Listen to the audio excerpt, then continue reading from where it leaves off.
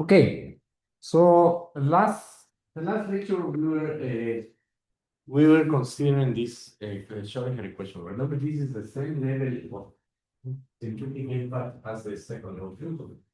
And as I mentioned very quickly, the problem of this, the problem of this solving this is because of the right. We have this wave function. This wave function depends on the position of time. You see, and the problem is a wave function. There is an information problem, right? So basically, to define the wave function in this vector integral and the space, you have to define uh you have to give me information of two values for each point of the space, you see, because it's like the place. And that's the reason why Schrodinger was disappointed, somehow disappointed because he was expecting that this wave function was real, was can be mentioned, but Max Born was the person who explained Schrodinger that no, it's only amplitude is not possible to measure experiment, but the absolute value is more easy, right? So as you can see this in this equation, right? We have this equation, right? Per square equal to m, right? The second derivative of sine x over t. Let's do it right in the space. So t plus b of r from the t. T is equal to I h with respect to t of sine. As you can see, this equation cannot be solved. In most of the cases, not possible to solve analytically. But if we go to the case of conservative forces, for conservative forces, Luis, what should happen with the potential for conservative forces? Potential.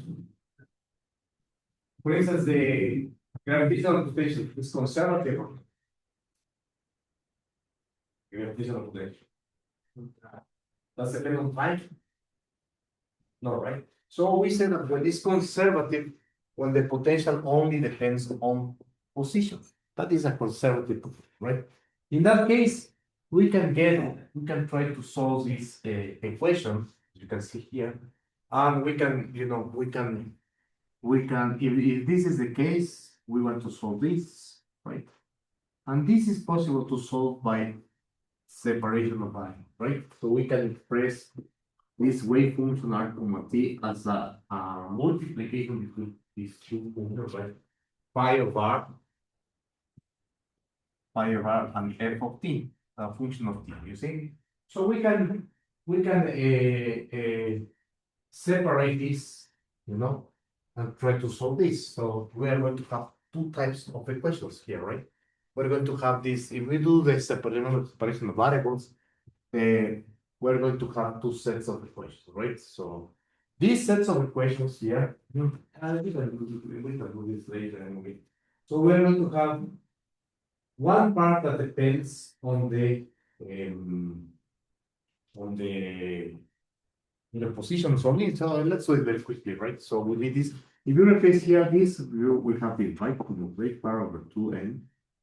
Very quickly, please, for you guys that if you this is, I don't know the chemist students, so that's the reason I'm going to do it very quickly. So if you have any questions, please let me know.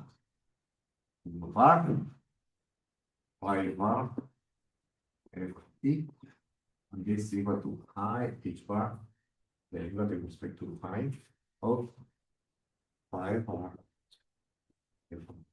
right? We have this. So what is this, please?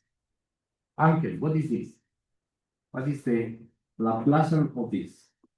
Phi of r, f of t. What is this? Is the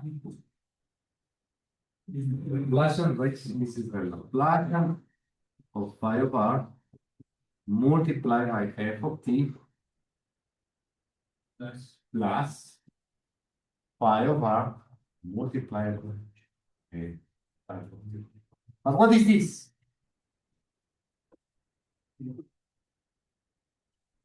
What is the Laplacian of a function that only depends on time? It is it does make sense, right? The same here. The partial derivative with respect to time of this, right? Phi bar f of t, right?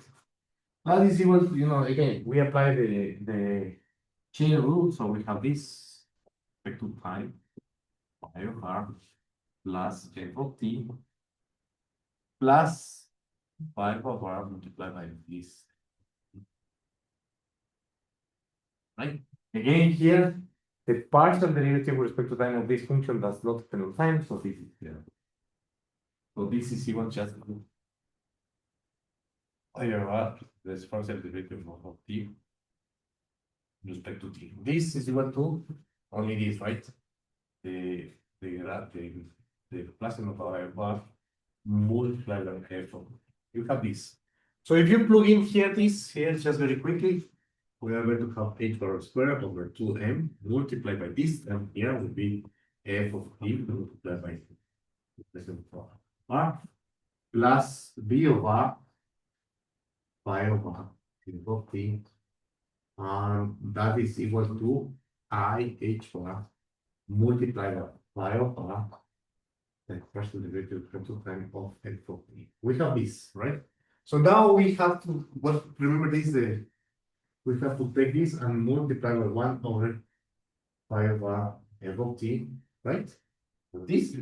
So here we're going to have this, right? So we're going to have, if we divide this by this, we're going to have this minus h bar squared over 2m, right? The Laplacian of phi of r divided by phi of r plus this would be just b of r, right? That is equal to is that correct? Yes. That is equal to I h bar. This will be the derivative of t to this t over. We have this, right? Okay. So as you can see, this what we call this is the separation of variables, right? You did this you did this with me in the fifth semester, but you also did it in sixth semester, and you probably did it in seventh semester. You did it in probably all semesters, right? For the chemist magia, this. Yeah, I don't know if you did it, but this is the typical separation of variables. That's the way that we try to solve the Schoenberg equation. You applied exactly the same methodology when you solve the hydrogen atom. So you see, this only depends on R and this only depends on T. So the only way that both are the same is if this is depends on is a constant. Right? That's the only way. So that's it. So we have two equations. We have equation one is minus h bar squared over 2m. The second derivative of phi of r plus b of r equal to e. First equation, and second equation is I h bar partial derivative of f of t equal to dt over dt over f of t is equal to e. Right? So we have these two equations. What is the solution, please? Remember this. What is the solution for this? Santiago?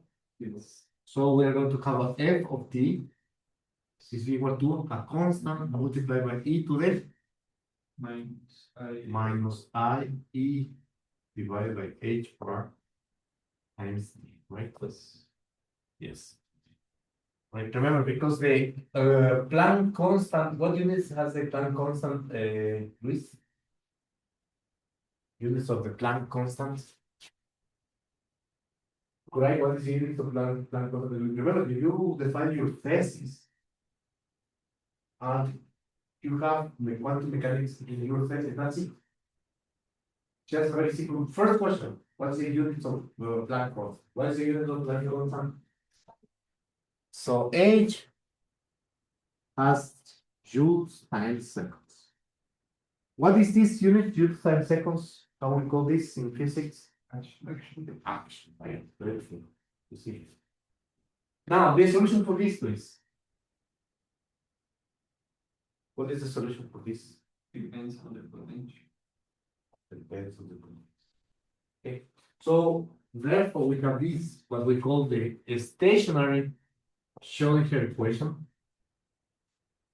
This will be like this, for one particle, this will be only for, let's say, for one electron, say, plus B of R, B of R. That is what we call the stationary Schrödinger equation, right? It's very important. And this is very important. Why? Because you are going to deal your complete career trying to okay. There are some people that want to solve also the time dependent, but this is, if you want to understand any type of solids or molecules or whatever the system of the formula items, you have to deal with these equations for the rest of your life. Right?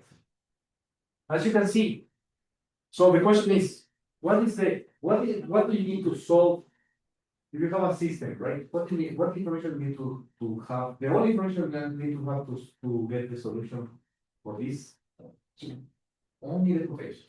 See? So the only thing that you need for the Schrödinger equation is the potential. Nothing else. What potential? Well, it depends, right? If you have a crystal, the potential will be given by the distribution of the nuclei and the material. If you have an electric field, right? If you have so many things that can be put in this. But remember, this potential does not depend on time. That is the condition to this. Remember, this is as we call in conservative forces. If you have a potential that represents a conservative force, you will be able to solve. Well, you have a chance to solve that, but you don't know, if it's possible to solve. Most of the cases won't be possible to solve it because there is no analytical system, right? So we have this. Questions here, please. Somebody. Okay. So this is just to remind you this very quick. We are going to do very quick overview of the key elements that you need to know in quantum mechanics, right? And besides, many of you is the last time you will check quantum mechanics before graduation. So please try to refresh your memory or this. Okay. What else? So there is other case, right? So this wave function, it's a most, right? In general, this wave function is a many value, right? So a wave function has to consider the electrons and the nuclei. And this is impossible to do, And that's also why we are going to consider in most of the cases what we call this Born-Oppenheimer approximation. What is the Born-Oppenheimer approximation? We're going to analyze more in detail when we study DFT. Is that we consider that the electrons are moving almost instantaneously versus the movement of the nuclei. That is it means that look this example I have here. Look this. So let's suppose that we have, let's suppose the core here it is a nuclei. Very heavy, some nuclei. And the flies are the electrons. So if the cow is moving, you see, the flies instantaneously are following. And let's say if the cow said, no, I'm going to go faster, that's clear of this. No way.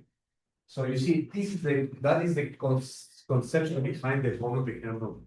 But it means that you can decouple the electrons from the nucleus.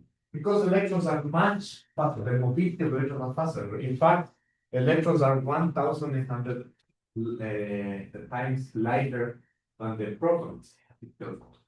Not consider now the nucleus, the carbon would be of 4,000 something. So that's the reason why it works very well. But so it means that in all calculations, the standard calculations, please, it means that if the nuclei start to vibrate, the electrons will find almost instantaneously the lowest configuration. And that is it works. Okay, that's the reason why we are going to see in the more detailed theory, when we analyze more detail, that we can decouple the wave function of the nuclei with the wave function of the electrons. And that will be the core of the electronic structure. But sometimes the bond not became approximating points. And they have to be careful, right? One example, very interesting example is for instance for this dog graphene monolayer, right? So you see here is the what happened with the phononic of some modes of the graphene. And if we use the typical standard way, the time dependent, sorry, the volume per camera approximation, we are going to see our predictions will be something like this. Okay, so what does it mean? What does it mean? This in fact, in this kind of systems, if by symmetry, when you start to go, you can play with the number of electrons it exists, right? So you're going to see sometimes, or in this case, this system, if you start to change this electron concentration, you're going to see that the phonons, so the nuclei of the electrons, are react very slowly. So the electrons become very slow, sticky. And it's because the electrons are strongly connected. There is a strong conflict between these electrons and the nuclear orbits, right? And that's the reason why we cannot do this. We consider the one by camera. Yeah, you have. So you have to use in fact, time dependent DFT to solve probabilities. This is close. That's it. Okay. So this is one case, very interesting case. It's in the paper here. I will share the slides later. There is other cases, actually. And this is, for instance, water. You have water. This is a very, to model water is very challenging. Why? Because the protons, even though the protons is 1,800 heavier than the electrons, sometimes the protons like to behave as a waves, all very localized. As you can see here, sometimes this proton here would like to be here or here. So here's the potential. So if you compute this with Born-Oppenheimer approximation, you're going to see the blue line. It's like this. You see the barrier is very big. But if you use, you can use this with, for instance, you can solve this with path integral because you cannot use Born-Oppenheimer approximation. You are going to see that the actual barrier is this. You see, this is the actual barrier. So it means that the proton here has to be considered as a not a single chemical particle, but also that has to consider the weight. So if they don't analyze, that's the reason why we can solve this. As you see, that is very, this calculation is very challenging, right? Because you have to consider also the proton. So you cannot decouple basically from any wave function. You cannot decouple the proton from the. How to do this? Well, there is a method, advanced method like Monte Carlo simulation or path integration. This is very nice. This is what I like very much. This is a perovskites. The perovskites. This is the strontium titanate. So this SRT.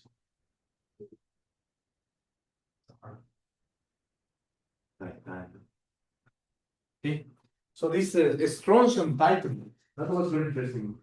Later we are going to check the other cases of perovskites. In this case, the main part is the titanium on the oxygen. So here in the center of this octahedron, there are these six oxygens, right? It's 6 coordinates. At room temperature, this is symmetric. So it means that there is no ferroelectricity in the material, right? But when you drop the temperature, there is some deformation. So you depart from the perfect cubic of the terminal phase, and some dipole will appear. Permanent dipole will appear here, and that's the explanation of the electricity in this material. But the point is that David Vanderbilt actually is very nice. David Vanderbilt had to deal with two things. First of all, at that time, he has DFT, but DFT was still very heavy, computational very heavy because of the D electrons. So the key here are the 3D electrons. So that's very interesting. This metal, transition metal size, perovskites, the D electrons are fascinating. In fact, okay, you are going to, if you browse here, there is an API for searching this kind of material. It's very interesting. But what is the problem here? You see here, when you drop the temperature, classically you're going to see that the dipole moment will jump, So will jump, you see. So it means that there is a deformation, a natural deformation of the oxygen in respect to titanium. So there is here the oxygen goes to the titanium and produces this deformation here after electricity. But this is a classical view. The actual thing is that in this case is that the oxygens also would like to delocalize. So it means that they can move in this direction and tandem around this direction. So basically, the wave function of the oxygen has to be a little bit delocalized, and that's the reason that you use this effect of the delocalization of the oxygen or tandem of the oxygen. We are going to have this computed. You see? So, and it is in agreement with the experiments because the experiments they don't see the phase transition at 60 Kelvin, they see much lower. That's the explanation, right? So if we see here, so that's now I want you to start to think a little bit more. Let me see. So here I'm going to show you the energy landscape versus the deformation of the oxygens, right? So we have this. This is the scenario. So this is, I'm going to go delta Q, that is the general storm of the oxygen, and this is what it is found, right? Like this.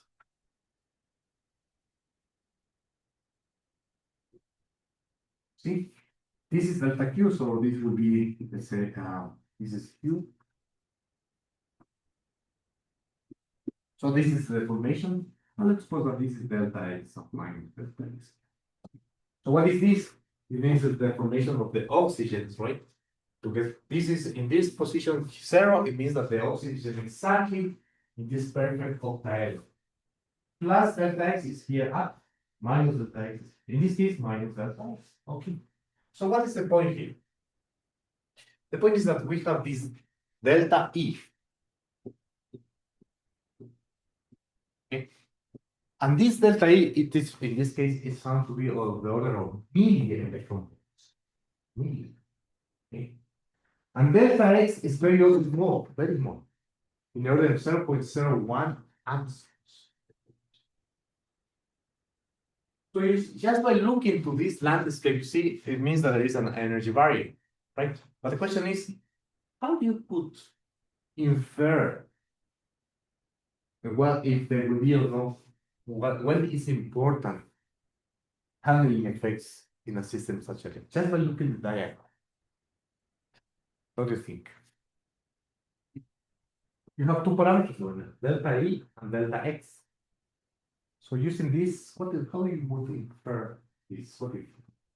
And this asymmetric tension.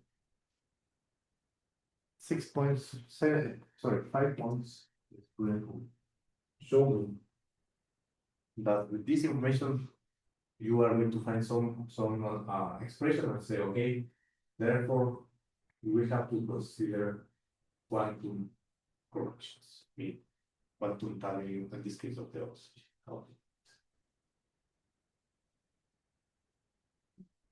Endpoint for it.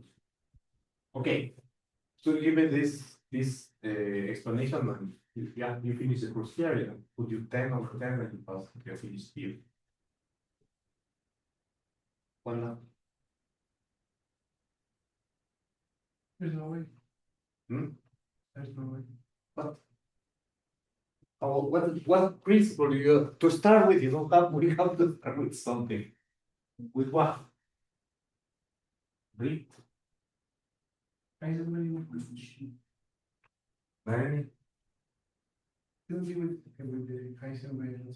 Perfect. Thank you very much. You got.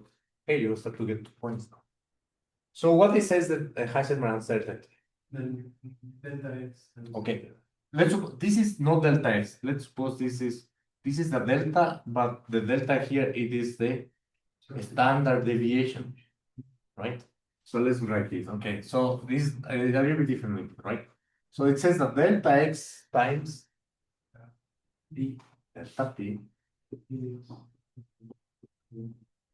right? What now? So now you should have to insert both of your values. but I have delta E here. You can get, you should have to rewrite the momentum in terms of. Okay, so what to do is, so what do we do? So, remember, we can approximate only with kinetic energy, right? So the energy is equal to, sorry, yes, P squared over 2M, right? In this case, M will be the mass of the oxygen. So I'm going to put capital M. Right? No. So P is equal to the root square of 2M. Right? But what is delta, please, what is delta X? What is delta P? Okay. What is the uncertainty of momentum?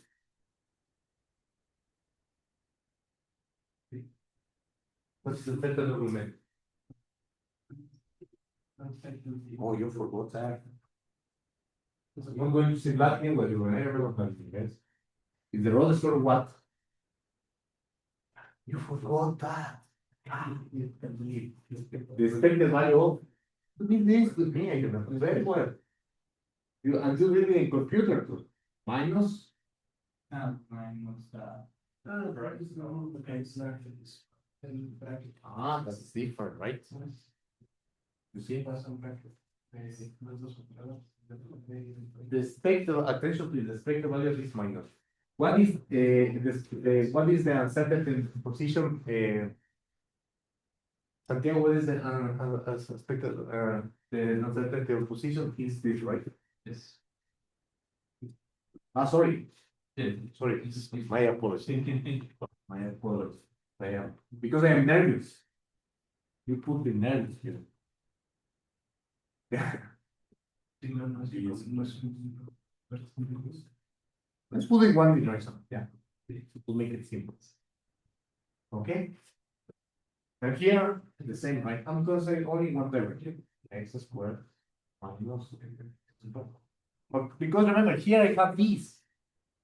I don't have no delta. This is not delta X, this is uncertain. And this is a delta X, so this is a change in position, right? So we have this. But no. So now you show the. So now remember you did with me. What happened with the potentially symmetric? What happened with the uncertainty of the expected value of momentum, expected value of X? It is zero because of this symmetry. Therefore, you see, delta P is equal to the root square of this square. Delta, the uncertainty position is this. That's it. See? Now this the delta X and this. So basically, this and this is proportional because the root square of this. Therefore, I can assign that I can refer that this it is related with the uncertainty position. See, that's fine. This momentum is not clear for me. Just have this, right? But I want to get to this, right? Delta P equal to, right? Or if you like, better like this. Oh no, that's correct. Yes. I can say that something like that, right? You see? Therefore, I'm going to erase this, please. So, if you have this problem and you have to determine for this, so you have delta X multiplied by the uncertain position times uncertain momentum. The uncertain momentum is approximated this of 2m, and is approximated by h bar, right? We square both sides, everything is square, right? So we are going to have delta X squared multiplied by 2m. Is approximately h bar to the 4 by 4. See? Therefore, you see, that now that makes sense. We can do this, and or if you like, you can put like this. You know, if you like, you can do this. Instead of this, you can put like this. delta P, the uncertainty momentum, uncertain momentum square is approximately this. You see, uncertain square is this. Remember, and this is proportional to the energy. So that's the reason I can put this instead of this, I can put this. Isn't it? Because you remember the expected value of the Hamiltonian of this energy, right? Is the expected value there. So, see. Remember this? We were able to do this, remember? So then that's the reason why I can put this here. Delta P square is 2m delta E delta X. That is approximately h bar. H bar, sorry, h bar is square, sorry. H bar is square, sorry, I'm going to make a big mistake now. Nice. You see? Because it's h bar over 2, sorry, this part. Okay, so there it is. Therefore, the delta E for my, so if I expect some quantum behavior, so no, has to be something like this, right? So it has to be delta E is equal to h bar square divided by 4a m delta x square. Okay, and that's it. So it means that if you check for this system, you say, I know what is delta x. This is the order of 0.01 Armstrong. I know the mass of object. I know h bar. If you make this calculation, you're going to find that delta is the order of magnitude of in electron volts. So you have to say to the person, be careful. If you consider quantum corrections, you will be able to solve. See, that is the way that we fundamentally we can infer. Be careful with the quantum correction for this. They say, remember in special relativity. Remember this the Lorentz transformation, right? So if the speed of light is much less than 1% of the speed of light, what happens with the Lorentz transformations? It becomes light transformations. On the other hand, if you are in classical mechanics and you are having an object that's moving more than 10% of the speed of light, you know that these equations you cannot apply. You have to use corrections. So exactly the same. Fundamentally, as Wanda was inferring, this is the only thing we have right here. That is fulfilling all quantum mechanics. Doesn't matter how complex, what is complexity to the system, always you are going to. This is a very fundamental feature, very famous. Based on this, we arrive to this. Remember, this we can do this because of this symmetry. In this case, the symmetry of the potential allow me to limit this, and another reason why we have. Okay, and since we square this, another reason we go directly, the energy, the expected value of the Hamiltonian depends on T squared. So, is that clear, please? Wanda? So these operators do not commute for the measure. Well, we know because, yes, this is other property, right? But this is very fundamental, Basically, it's telling you that if delta x and delta p is, if you multiply, give you the order magnitude of h bar of 2, you have to be very careful. If it's much bigger, you enter a classical world, but you don't. But you always have to be, never can be lower than this, that But the exotic part, the very fascinating part of the system is when you do this, it is an order of magnitude of this Planck. So remember this as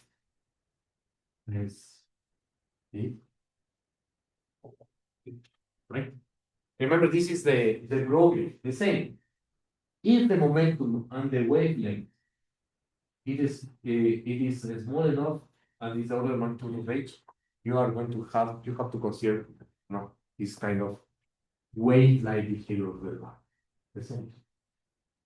Just in case. Okay. Questions here, please. Questions? If no questions, I'm going to stop 5 minutes. No questions for mine. So is that clear, please? It's just that I'm doing that intro because all of you have the basis to understand this. You did, in fact, most of you did with me this, you practice it from the fifth semester, this, so I as a certificate. Okay, questions? On that? This is really similar to the discretization value of the energy. Because when you solve the static equation Yes. for the atom, Is you this have that you have like h squared over 2m r times n for each level. no, but no. This is the ground state of the system, and it's quantized, right? So I just looking for this, Yes, but this quantization doesn't depend also on the distance of the potential. Oh, yes, it will. You are going to find out that the energy of the system will change, of course, with this. Yeah, of course, you have. But right now we're looking at the ground state. Okay. Any question, please? Questions? No questions? Am I able to explain any part again? Luis? Buddy? Steven? No. Anthony? No. Danny? Everything okay? Okay, so I'm going to take 5 minutes break. We come to you just a little bit and we go. Okay? Ah, yes.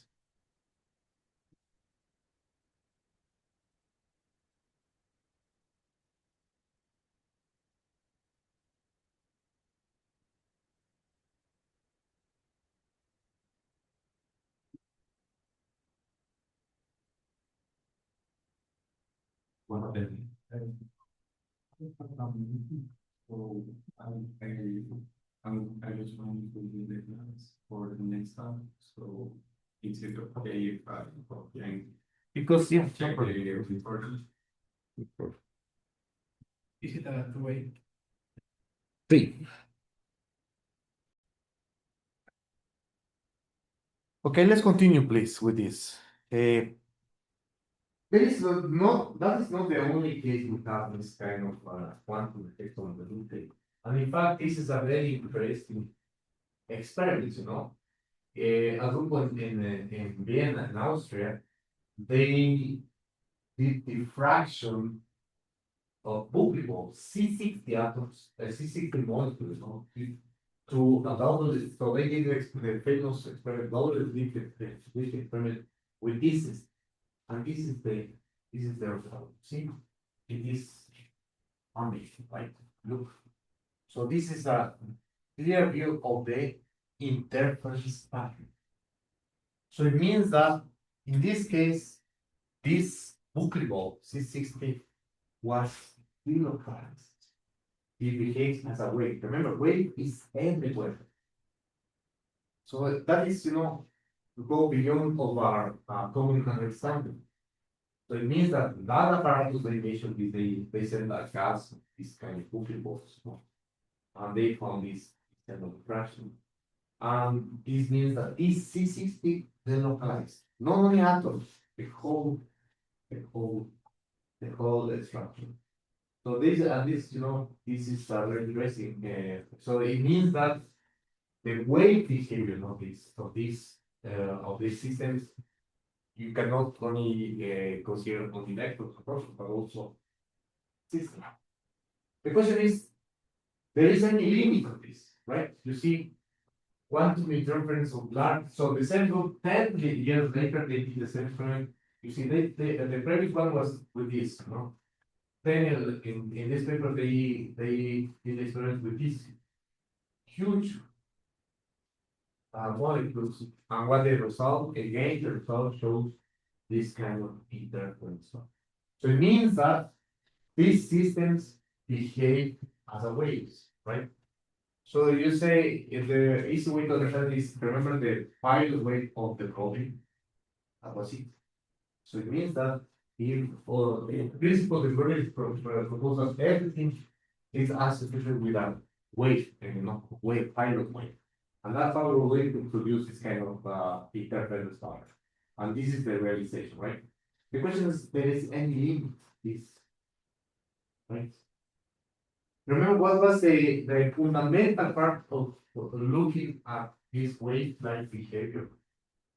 What was the fundamental part? Is if the part of this system goes from A to B, and there is no record of any information about what path follows, it has to show how to present an interference, a wave.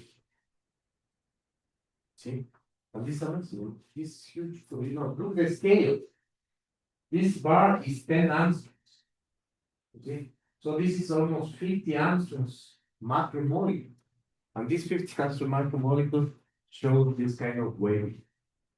The question is there any limit to this? Is there any limit? Right? So in principle, there shouldn't, because as soon as the key part is that if I am moving from here to here, look this, and I don't leave any trace of information in any part of this room or the universe, for sure I was completely localized. Right? But that's for me it's impossible because this point, if I go to here, I have to do steps, I will produce sound, I will hit up the floor. So I will let plenty of information there, right? So for me, maybe there is an experiment that if I move with special shoes, I don't know, something like with full vacuum and so on. So it's very hard, but it's not, I think it's not impossible. Very hard. Those possibilities there. Theory is telling us that. Yeah. What else? Okay, so we're going to start deep inside now with really compressor. So since we want to go to the most advanced, one of the most advanced levels, in fact, it's the most advanced level to do calculation of many particles with at the quantum level, BFT. We want to remind you the challenge to compute it, right? So we want to compute what happens if I put one electron in this infinite square well, right? So as you can see, if you put one electron here, this infinite, we have to solve this Schrodinger equation, right? You see? And this is the potential. Remember, the only thing that you have to give in this equation is the potential. And the symmetry of the potential will be reflected on the wave function. Symmetry you see here, so it means that this, in principle, this is zero, so the potential is here infinite. Therefore, the wave function has to be zero because one of the properties of the wave functions is that has to be, finite, cannot be indeterminate, right? So that's the reason why we have to have this kind. So just to remind you how to solve it, let's do it very quickly, just for I suppose the chemist you solve this, right? So I'm going to do very quickly. But the most important thing, I'm going to pass this to Mathematica to play it. Okay, so first of all, let's solve it very quickly. Okay, so we're going to, since you already, all of you solve it in the whiteboard or in the read, I'm going to do it directly in Mathematica. Okay, so let's go in. This notebook that I'm going to generate is for you, no, it's not, you're not meant to send it to me, but it's for your class notes, right? So I'm going to open a notebook.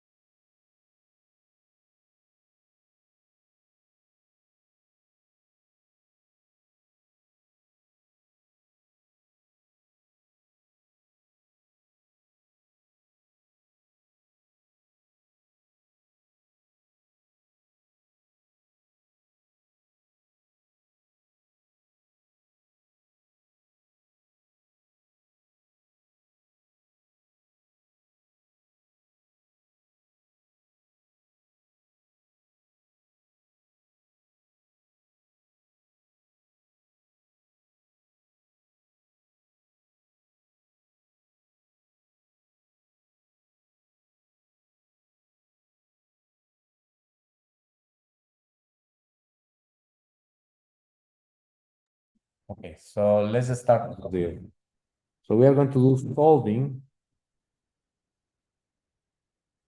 the Schrodinger equation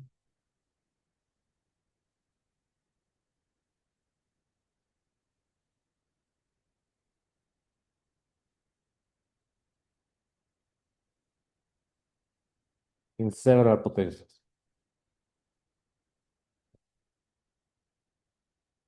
And I'm going to put this, in fact, the reason I'm going to do is because we are going to go from atoms and to molecules and solids. So this is the path we're going to start with this. So this will be a title, please. Don't forget to put your affiliation, please. Author 1, author 2, and the affiliation. Right? So the first case we're going to solve here, since all of you here already have solved either with me or with Vladimir or I don't know with Anna, I don't know. And the chemist community, the chemist guys also did solve somehow in somewhere. So we're going to do this, right? So the first will be the infinite. Luis and Brit, is that okay? The size of the is good? Diane, is good? Yeah. Potential. Some of you, some students here have done already with me, so you just can check, but the students who have not done this, please follow to me, okay? So this will be a section, and that's it. First of all, let's define some symbols, please, okay? Let's define some symbols, okay? So the symbol for energy,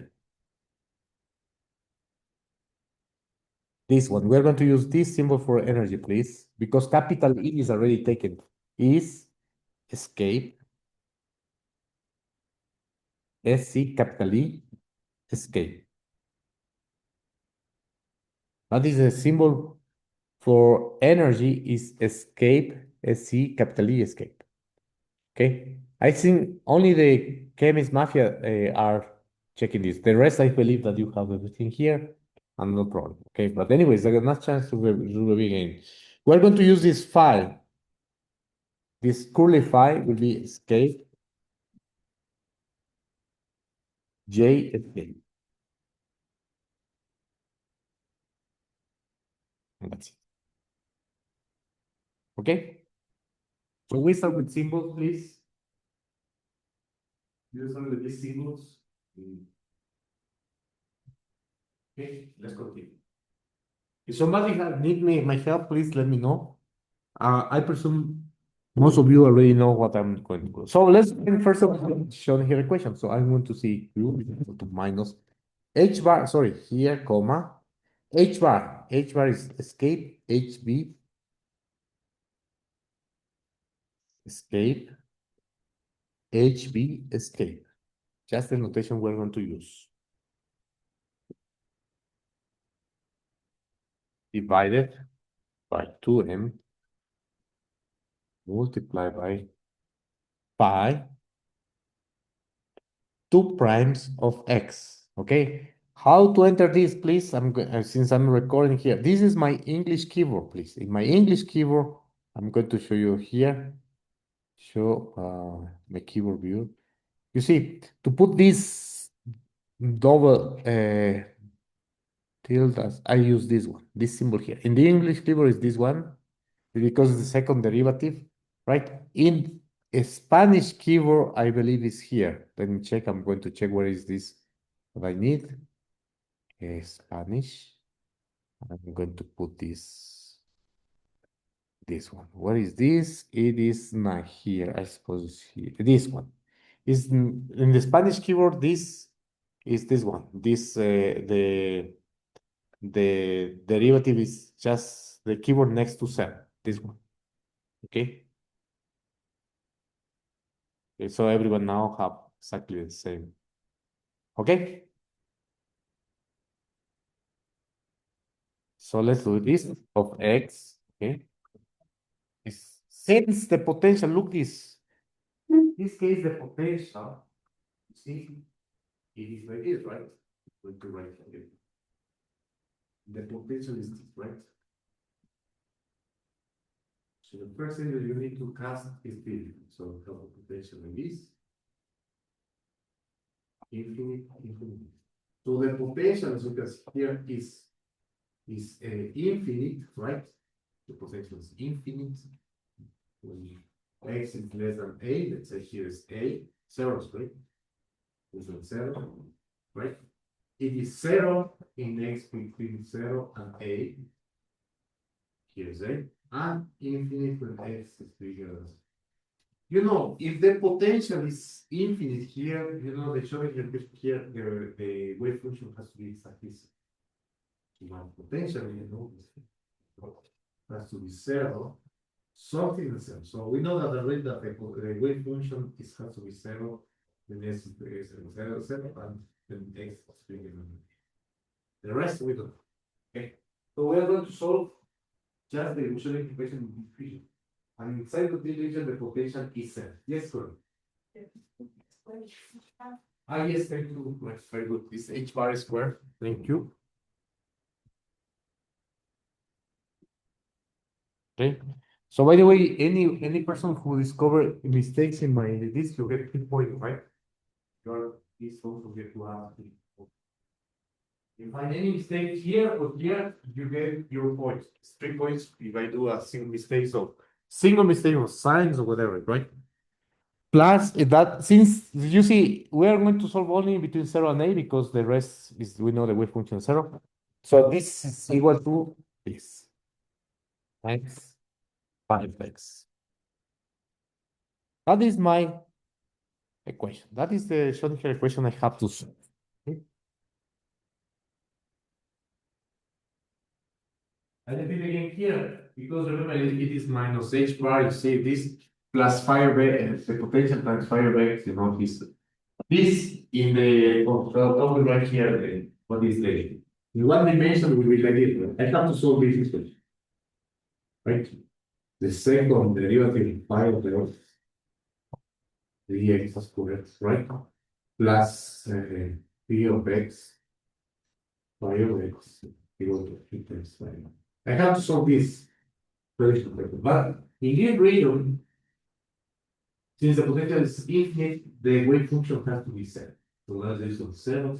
But in here, we don't know. So that's the reason why in this region, we know that potential is 0. That's the reason why it becomes 0, and that's the reason this. Right? That's the reason I put like this. Okay. So to solve this, please, you use this solve. So I'm going to solve this differential equation. So it will be equation, comma, in what function phi of x, in what variable dx. That is the solution.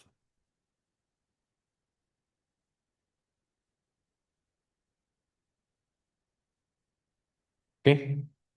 So we have the solution here. If you go by hand, you know, if there's some rules, you have to apply. Well, anyway, I'm not considering right now not to review this because it is not my duty, right? Just I need a solution somehow. Now to solve this, you have two solutions, right? To solve this, you have to apply boundary conditions. So we have one boundary condition here, right? We know that the wave function when x is in this region, right? In region 1. So region 1, region 2, region 3. If you like, this phi 1 in 0 has to be equal to phi 2 in 0. So let's suppose that this is phi 2. Phi 1 is 0. So we know that this is equal to 0. Also the same. Phi 2 in A has to be phi 3 in A, and this has to be equal to 0. As you see, with the boundary conditions. So let's apply this. So the boundary condition says, we know, okay, I'm going to put this. We know that, first of all, if you see, this is in this boundary condition, phi 1, 0. So it means that 0 is equal to this. C1 cosine of this. What is cosine of 0? 1. So it will be C1, 0 is equal to C1 plus C2 times sinus of something that is times 0, sinus of 0 is 0. That's 0. So we know that C1 has to be zero. Okay, as that's why I applied it here in the first one equation x is zero, this zero becomes one, this goes zero. So we know that C1 is zero. Okay, that's it. Okay, so we know that C1 in this case is equal to zero from boundary condition. Right? We have this. Since, if you like, if you put this, since phi of x equal to zero is equal to zero, and that is equal to C1, right? Because we have this. For C2, we have, right? What do we have for C2? This. We have to solve this, right? We have to solve this. So for C2, in this region here, this, we have this. So we have to solve that. Zero is equal to this. Sinus C2, sinus of this, right? 2m times x divided by h1. And that has to be equal to zero. So it means that if this is zero, C2 cannot be zero, and therefore this has to be sinus of. What is the condition of sinus of this argument equal to zero? This, what is this? So if this is zero, then C2 cannot be zero, and therefore sinus of this is. If this is sinus, this is zero, what is the condition for this inside? That then the argument, right, the 2mp divided by a of x has to be n pi, right? That's it. This is good. So to apply this, we have to solve this. The Rhodes square, I'm going to copy this, please. This times a, where you replace by a here, has to be equal to n minus pi. Comma, in what variable? Now I can solve what by the variable e. There it is. So we can get from this boundary condition, we get directly what is the energy. It still is missing the C1, the C2, but we're going to see it now. So that is the first solution, right? So something like so the energy is quantized. It was reminded by Wanda. Yes, you see, it's quantized. So I'm going to pause here for a moment.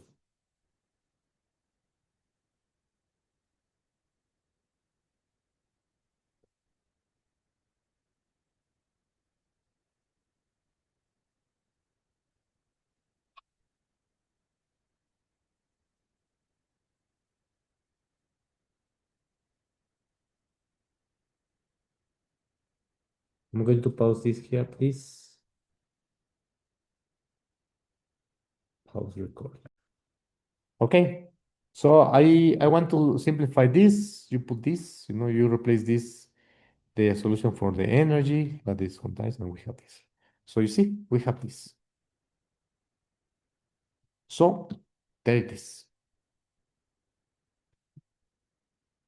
So this sinus here, we have that the wave function happens to be, I'm going to put a constant here, then sinus of n pi over 8. Okay. So based on this, please, question of exam. Will you tell me what is the Broglie wavelength of this wave function?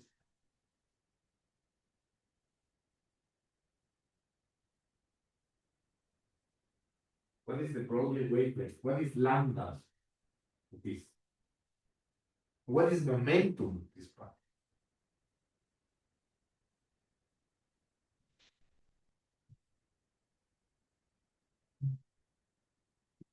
Please, somebody, please, remember, this is, remember, this is you already know, everybody knows of this, this,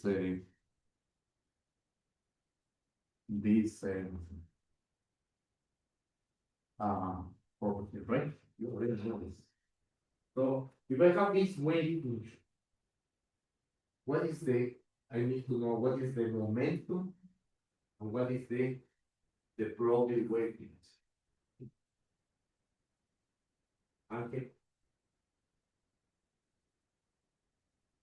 Steven? Luis? It's okay. Breathe.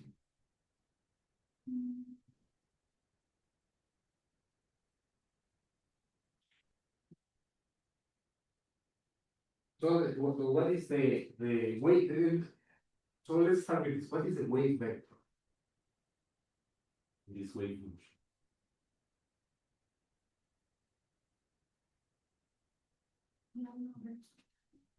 Okay? Yes, but tell me in this wave, which one is the wave vector? In this wave.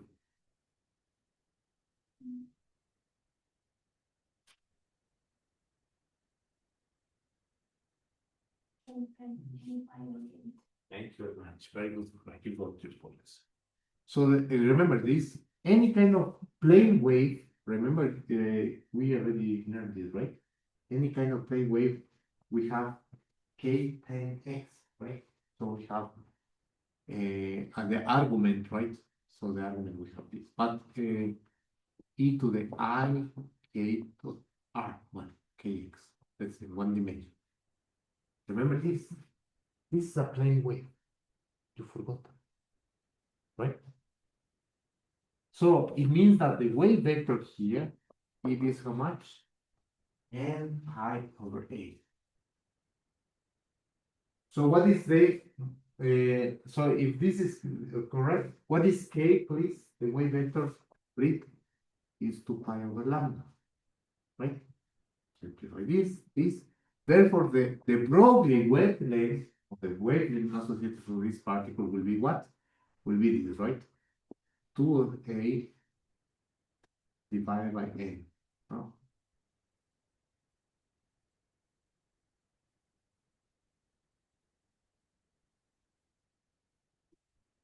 Right? We have this. So this is the Broglie wavelength. Okay. Juanda, what is the momentum of this particle? The momentum. Is H, no, so we can replace one over there. So is what? Is H, H, no, H bar? H, but no. No. Is what is no? No, I'm not. No, I'm not calling the energy. The energy you already know. Yes. The momentum is H bar times K. Right? So it will be H bar times K. What is K here? 5. Isn't it? So if that is the case, what is the energy of a particle? This is the energy of as a free particle. So what is the energy? Is P squared over 2m, isn't it? So what is P squared? Is this? So I go H bar m pi over 8 squared divided by 2m. Look this. Look at what I get. H pi is H bar squared m pi squared divided by 2ma squared. Look, check this and check this. Exactly the same. Very nice. So everything, I can infer. If I give you the wave, the momentum, and I tell you this is a free particle, you can infer what is the energy, and you're going to find exactly the same how it's showing the force. Right? See? Questions here, please?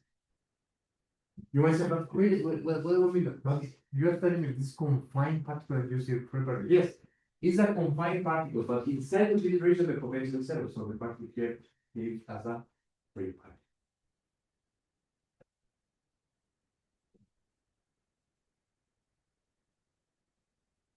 Question here, please.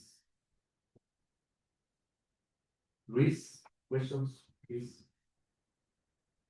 So remember, if you have the wave function, you can infer what is the wave vector.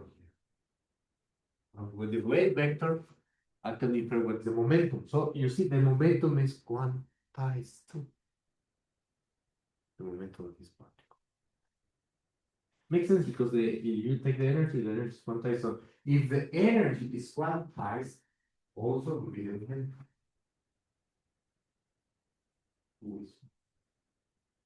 Questions here, please, somebody? Questions and comments. So let's complete this example. Now, the only thing that it remains is to find what is A. So how to get what is A, please? So how to solve A?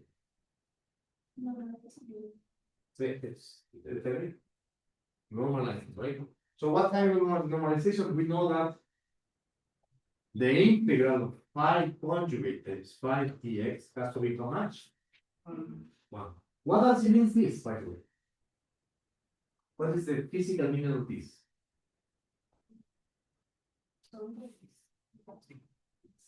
So it means that if you look for this particle inside of the whole universe, that will also minus infinity to infinity has to be 1, right? But since in this case the whole space that makes sense is only from here, because here from minus infinity to 0, the wave function is 0. So this is equal to the integral from minus infinity to 0 of phi 1 conjugate phi 1 dx plus the integral from 0 to a of phi 2 conjugate phi 2 dx plus the integral from a to infinity of phi 3 dx. And that has to be constant, right? But remember, this is phi 1 is 0, this is 0, and phi 2, phi 3 is 0. So we have that this is equal to the integral of 0 to a of phi 2 conjugate and phi 2 on the integral. What is phi 2, please? Is the so we have to do this integral. So to get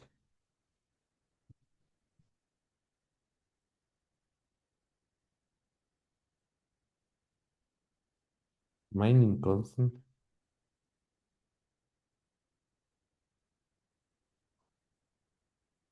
we use, right? So we need to do this, right? We have to integrate. So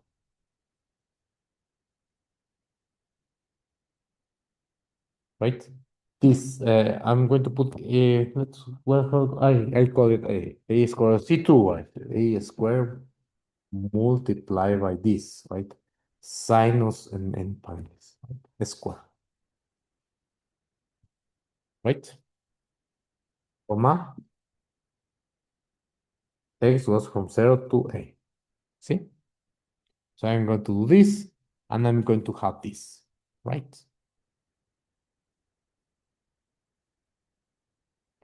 But what is this, please? What is this part here? What is the sinus? What is this part here, please? This part here. Does not appear. No. What is the sinus of 2n pi, please? It's 0, right?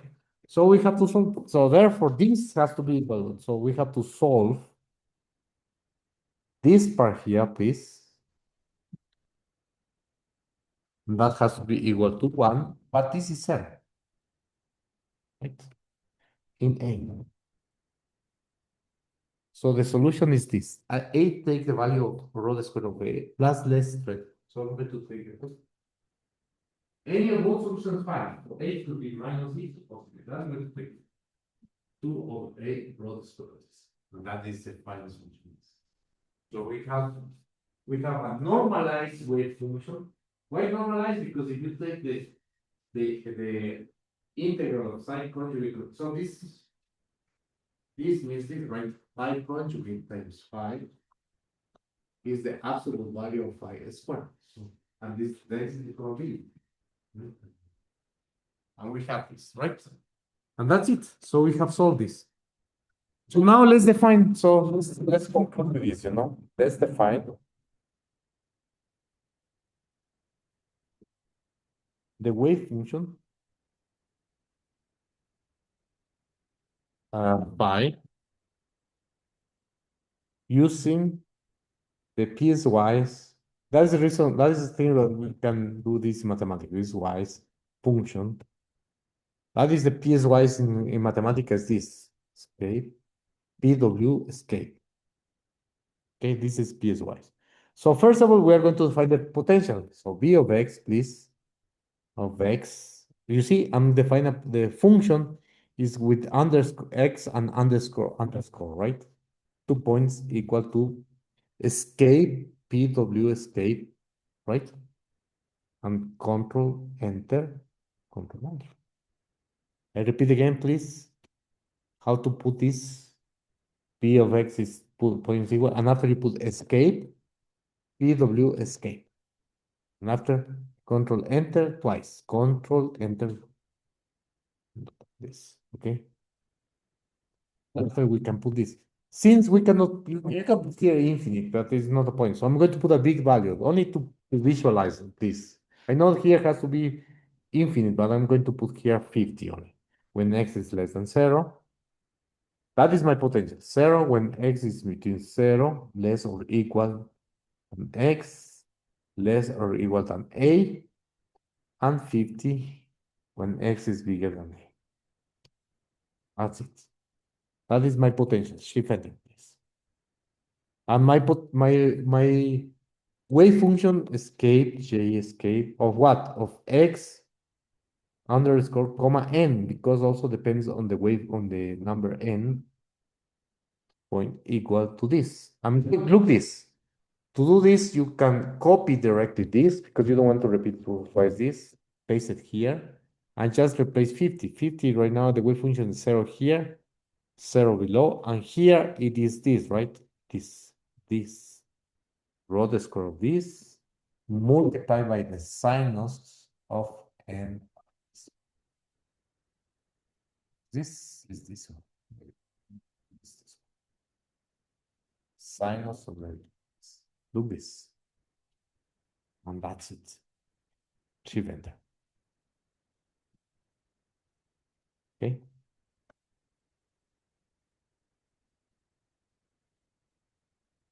I'm going to pause here so everyone goes in the same. Now we are going to play a little bit with this, right? So let's do this. Manipulate. Don't forget to save it, right? Save it before we do this because maybe it's going to crash your so manipulate, and then we're going to do this plot, right? And I'm going to do this phi of x of n, okay, plus this. What is the energy is here? What's this? This. That's the energy. See? Comma. I'm going to do the probability density. This will be, since it's a real function, I can do just like it, right? Square. Plus this. Plus the energy. Why? Because I'm going to shift with respect to the energy to see the difference, right? Comma, V of x, comma, and finally the energy, right? Like this. Since we need numerical values, so I have to replace h bar by 1. Later, we are going to realize that this is the, we are working in atomic units. But anyways, later with this. N goes to n bar and a to a bar. See? After this, you're going to evaluate, comma, and x goes from minus 0.1, just for convenience, please put this, to a val plus 1, 0.1, comma, okay. Each option in new line. Plot range from this, right? Minus 0.1 to comma, that is in X, comma, in Y, I'm going to put the parameter 0.1 to 45. See? Comma. Filling. So I'm going to highlight this wave function I want to highlight. This the density probability I'm going to highlight it to 4. So it's going to shade to put a shading or from this function to the energy. So I'm shading this probability density data. I think that you can measure. Plot style, as usual, we're going to use always we're going to use plot style this, right? Sorry, plot style in this case is the wave function will be in blue, the probability density in green, this, comma. The potential will be in red with a thickness of 0.01. Okay. And finally, the energy will be in blue. You can check it later, you can change the color you need, just once. Okay. What else? We need this image size. I'm going to put 300, comma. And aspect, let's put 200, sorry, 200 the image size, because otherwise it's going to skip this. Aspect ratio 1, 6. I'm going to put, bless you, let's copy it. Automatic, comma, none. And finally, comma, exclusions, none. That's it. Till here is the plot, you see? Sorry, this is a plot till here, see? Okay? This comma, and now I'm going to put the options of these, right? Comma. I'm going to play this. A bar 1.5. 1,3. See?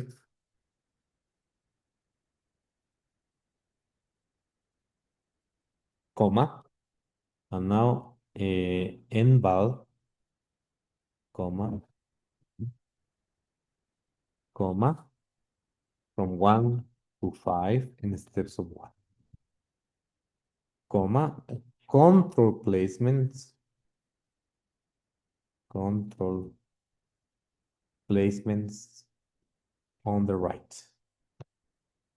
That's it. Okay, let me see if it works. Hopefully it works. Brilliant. I'll wait here. Okay, I'm going to pause this here. Pause recording.